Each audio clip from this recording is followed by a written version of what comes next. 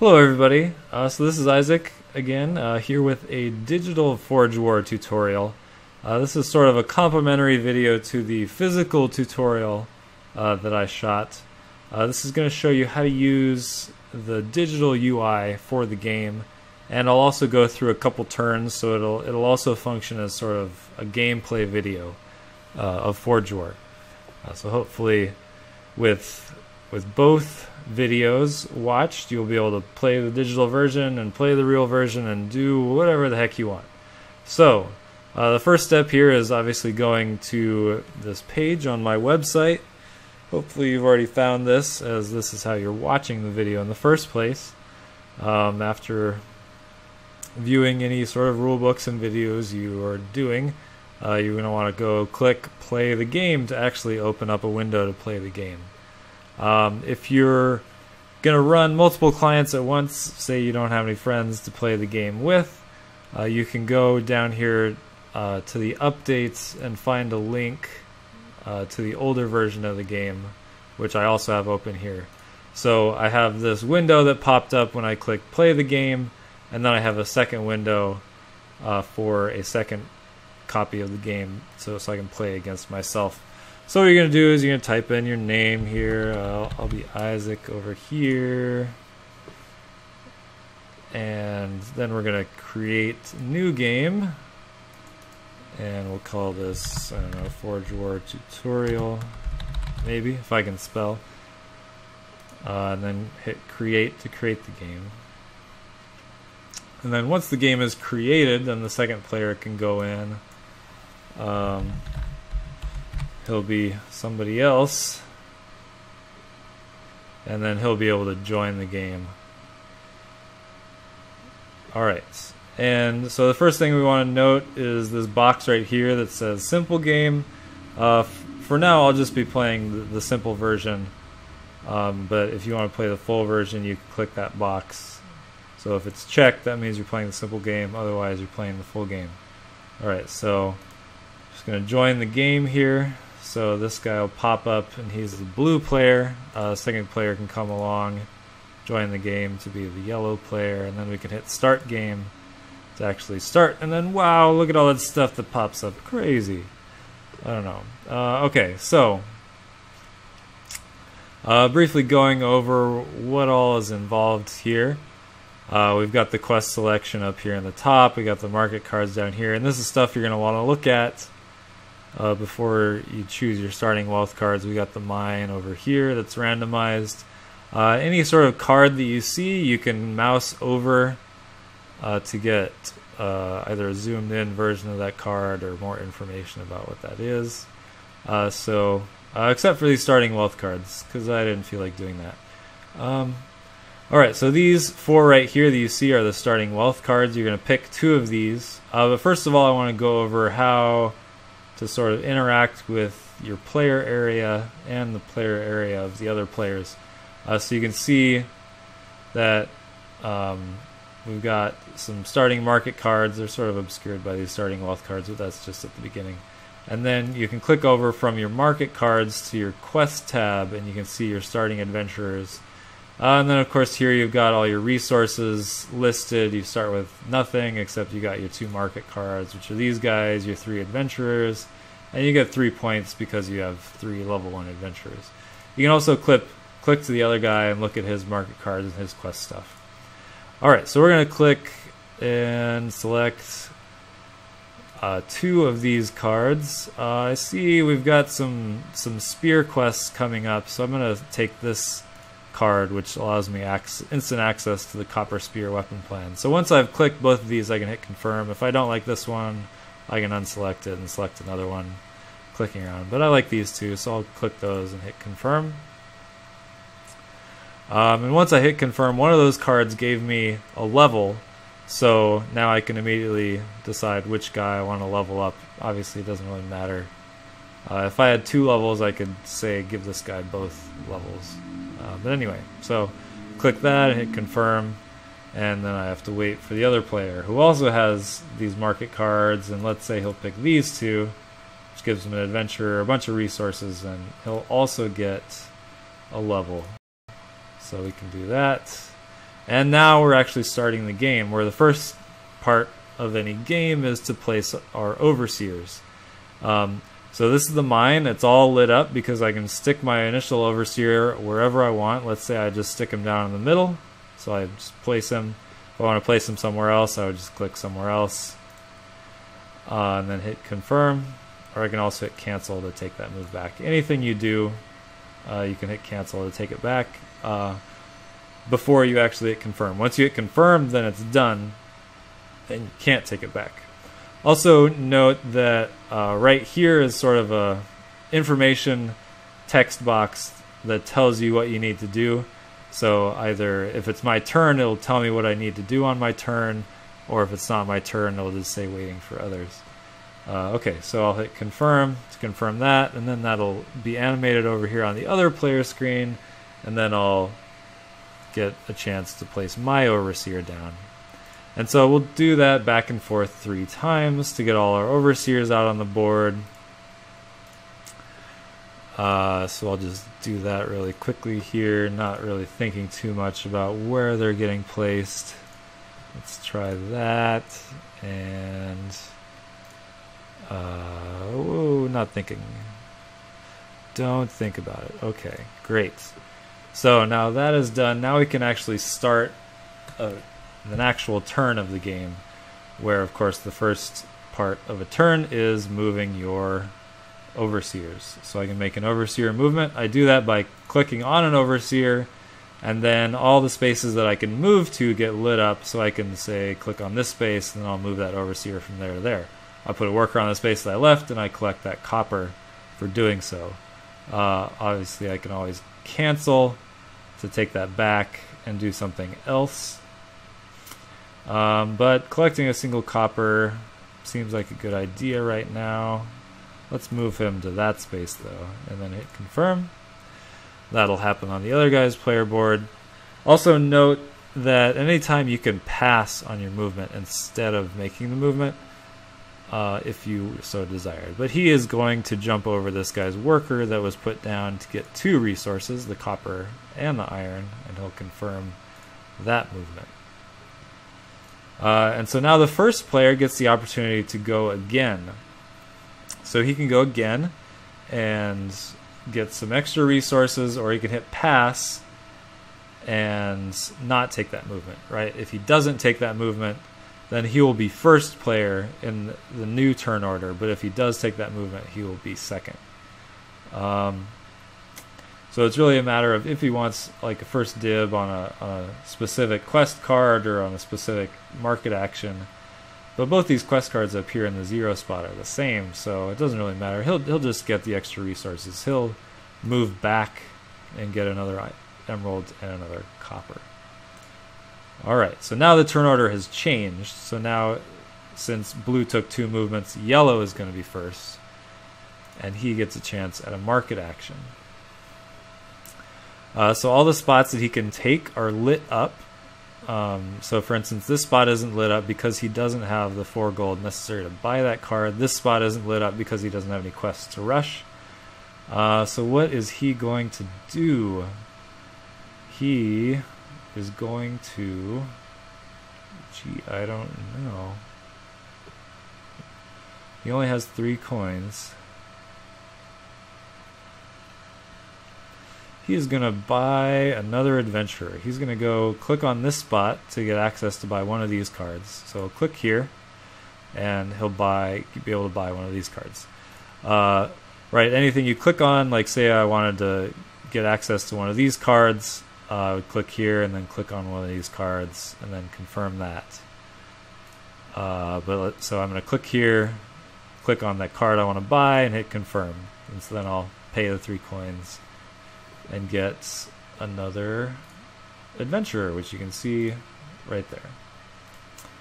Alright, so Grumpy's coming along. He has a little more money, and he's got more iron, which is important, because what he's going to do is he's going to click on the clerk and then claim the iron sword. So he pays 2 coins and puts a box there for the iron sword. Alright, let me go back to yellow, and now we're doing quest selection. So yellow has 0 coins now, so he can't buy any of these because he doesn't have the 1 or 2 coin required.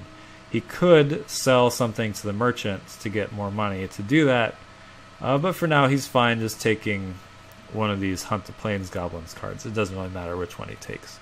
So he's going to just click on that, and then that'll stay highlighted, and then we're going to hit confirm, and so that card's going to go over now into his quest area. And so now what we're going to do is we're going to allocate some adventurers to this quest in order to meet that requirement of 2, that difficulty of 2. Right, so how we're going to do that is first we're going to select which adventurer, which of these swords we want to put on the quest. These swords just signify adventurers. They don't actually signify the weapon that the adventurer is using. It's just a symbol. So I'm going to click on this guy, and this guy has access to the copper sword or the copper dagger, which are the ones highlighted. He can't use the copper spear because he's level 1. But we don't need the copper spear for this quest. I'm just going to give him a copper sword. So I'm going to click on that, and then it's going to go back here and show me which quests I can put it on. So anything that can be clicked on is highlighted with the little red flashy border. So when I click on this quest, then that's going to transfer that level 1 adventurer with a copper sword, so that has a power of 2, onto this quest. And that's how that works. So now I've got one less adventurer over here because this adventurer is on here with the level 2 sword. Right, so just to go over that again, what you're going to do is you're going to click on the adventurer, then you're going to click on the weapon that he wants, and then you're going to click on the quest. But I don't actually want to do that, so I can just cancel that by like cycling these tabs. In addition, oh no, that didn't work. Okay, well, if you want to take back whatever you've done, you can always hit cancel to take back any sort of actions you've done in the quest. So let's do that again. Click on the adventure, click on the weapon, click on the quest. All right. In addition, what you can do during this quest management phase is you can click on a quest to interact with the stuff that's on it. So you can click quit to quit that quest. Say you don't want to complete it, you can just quit it. Or you can click on an adventurer. You can first mouse over the adventurer to see what weapon he has actually equipped, and then you can click on that adventurer in order to remove that adventurer from the quest. You would lose any resources that he was using for that weapon, so I don't actually want to do that. So I'll just hit no, and click on that quest again to stop that highlight. Right, so if I click on something, then it's going to stay zoomed in until I click on it again to stop that. So I put the 1 adventure on this quest. I'm satisfying that 2 requirement. I'm done. I'm good. So let's go over here and do the same thing for this guy. So he's got a little bit more money, but well, whatever. He's just going to take this quest too, because it's a nice quest and it's free. So we'll do that for him. But instead of putting a copper sword on it, he's going to put an iron sword on it because he has access to that weapon plan. Now this is level 1, so any level 1 adventurer can use it.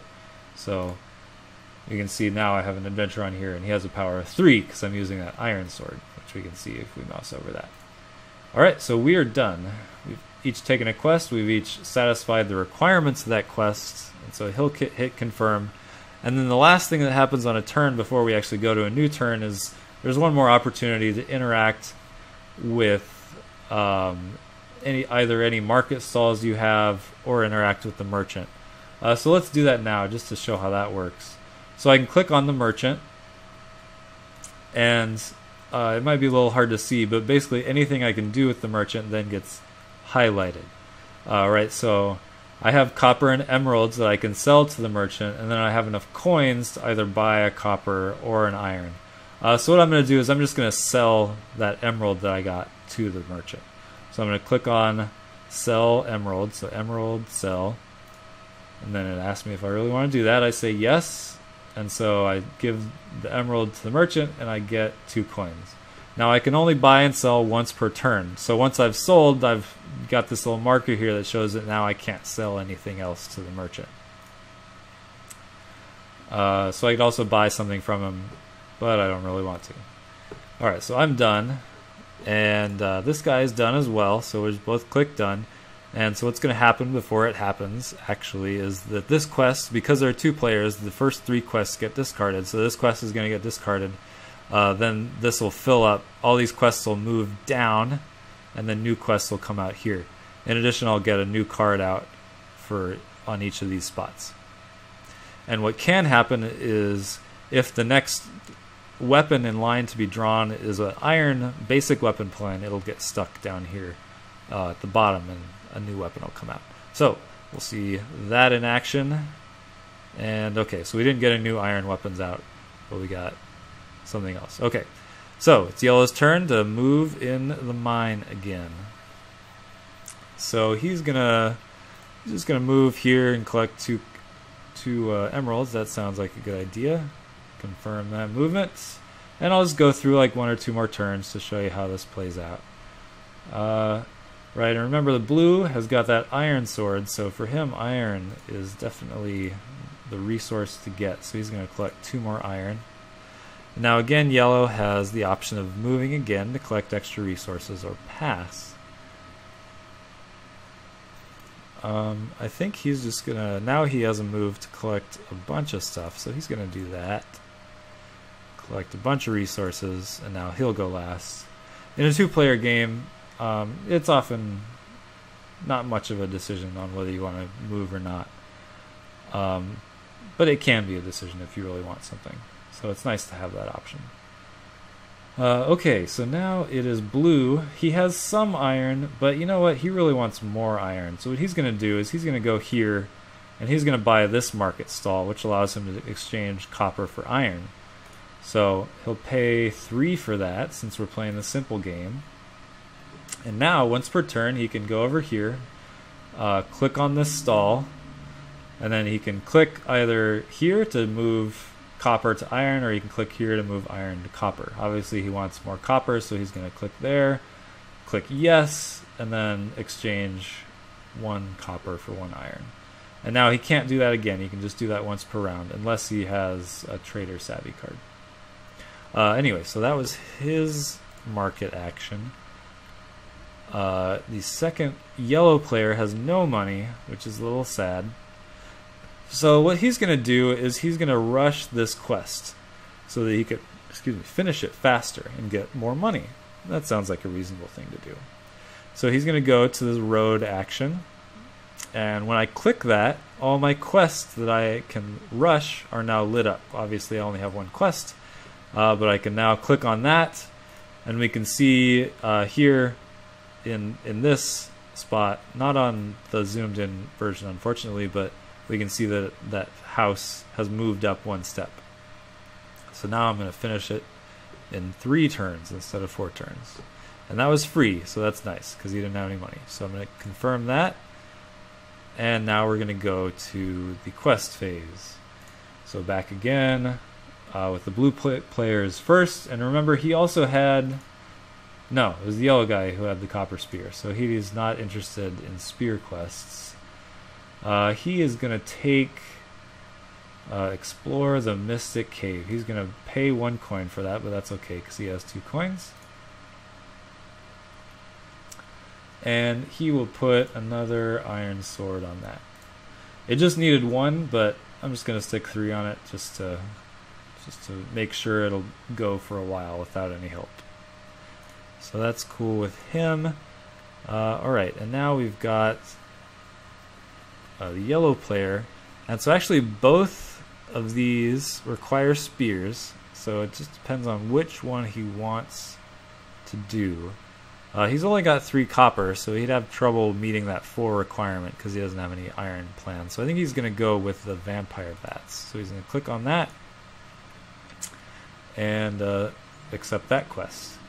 So now we're going to put a level 2 adventurer with a copper spear on that quest, and that meets the piercing the spear requirement, but that's only power 1, so we still need to add 2 more power on top of that. So we're going to add another guy with a copper sword. So now we've got a total of 3 power, and the P stands for piercing or the spear weapon type, and so we're good with that. So we're good. Great. All right, we can confirm. Now I have a chance to finish our market interactions. I'm again running low on money and good copper, so I'm going to sell another emerald for another 2 coins. Typically that's what you do with emeralds at the beginning of the game, unless you get a market stall and exchange them for something else, or you get a weapon design. But remember, all these unique weapon designs that require emeralds also require you to be level 3. So it's going to take a couple turns to get somebody up to level 3 to use them. Okay, so he's done. He already used his market stall for the round, so he's done as well, and so we'll move on to another round. I'm going to go through one more round. Hopefully I'll be able to finish a quest at that point, and I think that will be good for the game. Also note that everything that happens comes down in this chat box down here, so you can, if you missed what happened, you can always scroll this up and down to see what's actually going on. Alright, so blue is moving an overseer. Remembering that blue likes iron. Let us, well, what do we want to do here? I'm going to move this guy over here and get an iron and a copper. And before I forget, I'll use my market stall for the rounds to get another iron. Yay, so I basically got 2 iron. That's pretty great.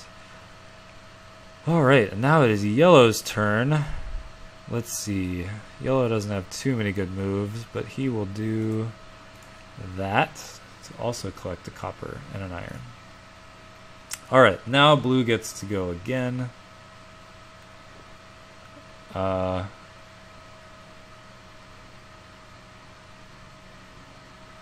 but look, 2 new iron weapon plans came out, the iron axe and the iron mace. Well, that's interesting. Let's see here. Blue is gonna get some, he's gonna move again, and he's gonna get, oh no wait, what he's gonna do is he's gonna take this overseer and move there. That's a pretty fantastic move, because what that does is it's gonna create 5 blue workers, and that's gonna form a union, so you can see that happen. So you see that, you got the 5 blue, and then they immediately leave the board, and he collects a bunch of resources from that. So you can see that happen again over here. Alright, but now it's yellow's turn, because blue took 2 overseer movements. And what yellow is interested in is, he's interested in using all of that iron that he has accumulated. But he also only has level 1 adventurers. So his best option might be to claim the iron sword. Unfortunately, he'd have to pay the blue player 1 coin, but he has the 3 coins, the 2 for the iron sword and the 1 for the blue player. So I think he's going to do that. Obviously, it would be better if he could collect one of these plans, but he doesn't have any level 2 guys to use them, so this is going to be the best option. So he's going to do that. He's going to pay 2 to the bank and 1 to the blue player, which is great for the blue player because now he has 1 more coin for doing things. So let's see here. What does he want to do? What he wants is actually probably to claim the copper axe weapon plan, because he's going to need that eventually for this quest. Or, is that actually what he wants to do? He's got a level 2. No, he's gonna look at this Fish King and he's gonna say, yeah, I want to take that Fish King. And that Fish King, the best way to take this is probably to get an iron mace, because he's got a level 2. He's 1 coin short, which is sad. So I think he's gonna sell a copper for 1. And then he's gonna be able to have the 3 coins necessary to take the iron mace plan. Alright, that fills me with joy. Okay. Now we're in a bit of a pickle here. We'd like to take this other Vampire Bats quest, but we don't have a level 2 adventurer to use a spear on it. Also, we're sort of running low on adventurers in general. I know what I want to do is give 1 level 1 guy an iron spear to complete that, so we have 5 total power on that. But now I've got 1 adventurer. He's got access to, well, he's got access to another iron sword, but we've got no money. Well, okay, we can sell an emerald to the merchant because I got no other use for that. And then I think he's going to take Pursue the Mine Bandits. And so he's going to take this last adventurer.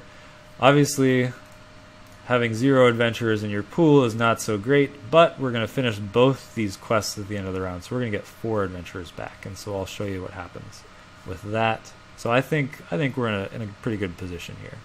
So we're going to confirm that action. Blue player is going to come along, and remember I said I was very interested in the Fish King. I might be spreading myself too thin here, but we're going to go for it. So I'm going to take that quest. I'm going to give this level 2 guy an Iron Mace, so that's 3 power and the mace type that I need, so we're good with that. So I can confirm that, and then we go into the quest rewards phase, which is usually automated, but here now you can see, okay, I've completed Hunt the Plains Goblin, so now I can level up both of the adventurers that were on that quest, since it was a two-row quest. So I just click on these adventurers to level them up. Remember, I can only give them 1 level each. Confirm that. And then my other quest that had 2 adventurers on it is completed. But I only have 1 level to distribute because it was only a row 1 quest. So I have a choice here. I can either get this level 1 up to level 2, or I can start getting a level 3 guy to maybe get some level 3 plans. I think that's what I'll do. I'll level that guy up from 2 to 3. Alright, so that was finishing quests. And I think that's about all I want to go through here with this basic introduction, because this video is getting kind of long. So I'll end there. Remember that if you're not playing the simple game, there's going to be a few more mechanics that I didn't go over. When you level up somebody to 4, you'll get the opportunity to give them a title, which is pretty self-explanatory. You just click on the title you want to give him. And also in the regular game, you'll get bonus markers that'll come out on these every 3 rounds, and those will get resolved. Like basically 1 would get resolved at the end of this round. And you can just mouse over to those to see exactly what they are, just like anything else in the game. Alright, so I think I'm done.